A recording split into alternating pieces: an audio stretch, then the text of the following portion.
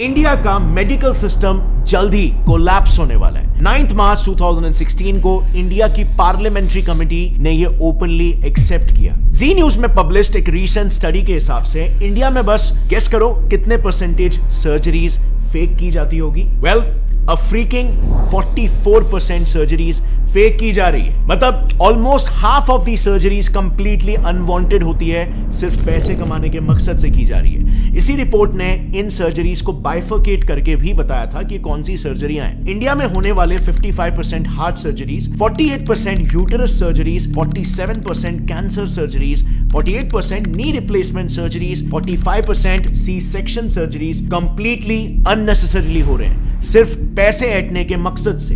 Reason सिर्फ और सिर्फ एक, कॉर्पोरेटाइजेशन ऑफ हॉस्पिटल्स, यानी कि हॉस्पिटल्स को भी कॉर्पोरेट कंपनीज की तरह टारगेट और प्रॉफिट सेंट्रिक बना देना। एक काफी इंटरेस्टिंग रिसर्च पेपर है जिसमें रिसर्चर्स ने महाराष्ट्र के टॉप हॉस्पिटल्स के 43 specialist doctors, senior government x officials और कॉर्पोरेट हॉस्पिटल्स के मैनेजर्स को तक इंटरव्यू किया, ताकि वो इन हॉस्पिटल्स में जो कंपनीज की तरह ही टारगेट बेस्ड स्ट्रक्चर चल रहा है उसे पब्लिकली एक्सपोज कर पाए। And the results were shocking. So, सबसे पहले तो सैलरीज की बात करते हैं।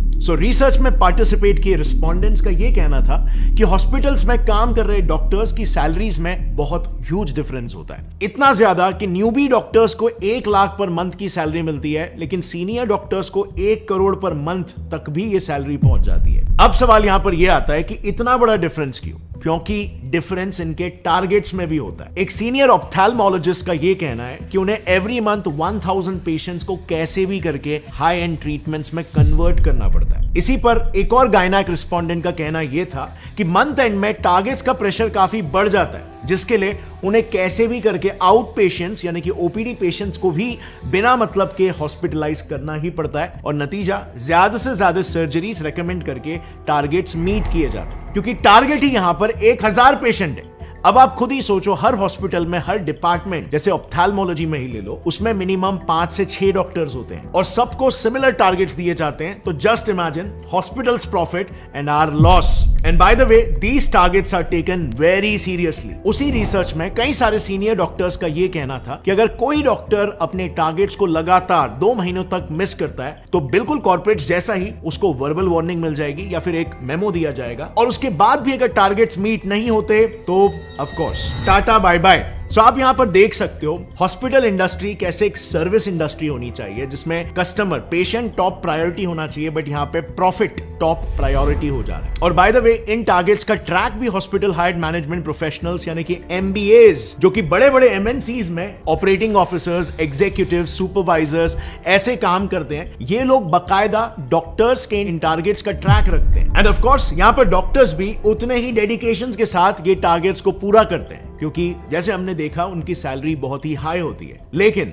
उनका ये high paying job mostly contractual basis पर होता है। एंड सो उस कॉन्ट्रैक्ट को रिन्यू कराने के लिए और उनका न्यू पे स्केल डिसाइड करने के लिए उनके पिछले साल के टारगेट्स को देखा जाता है, जो अनफॉर्चुनेटली इन डॉक्टर्स को फोर्स कर देता है इलीगल स्कैम्स तक करने के लिए। नाउ मेडिकल फील्ड के इलीगल प्रैक्टिसेस को थरली समझने के लिए हमने ये सारा इंफॉर्मेशन 2 काफी प्रोमिनेंट डॉक्टर से लिया है। पहला है Padma Bhushan and Padma Vibhushan awardee doctor BM Hegde, जो उन्होंने एक आर्टिकल लिखा था, उस आर्टिकल का रेफरेंस है। और दूसरा रेफरेंस हमने लिया है एक बुक से called dissenting diagnosis by doctor Arun Gadre and doctor Abhay Shukla.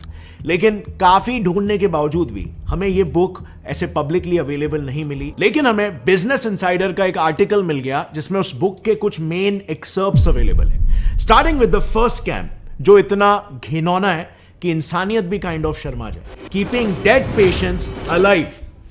Times of India ने ऐसे कई सारे केसेस पर एक रिपोर्ट पब्लिश की है जिसमें डॉक्टर्स डेड पेशेंट्स को भी जिंदा बताकर उनके ट्रीटमेंट्स चालू रखते हैं, ताकि ज्यादा से ज्यादा पैसे बनाए जा सके, और फिर अंत में जाकर सच्चाई पब्लिक करते हैं।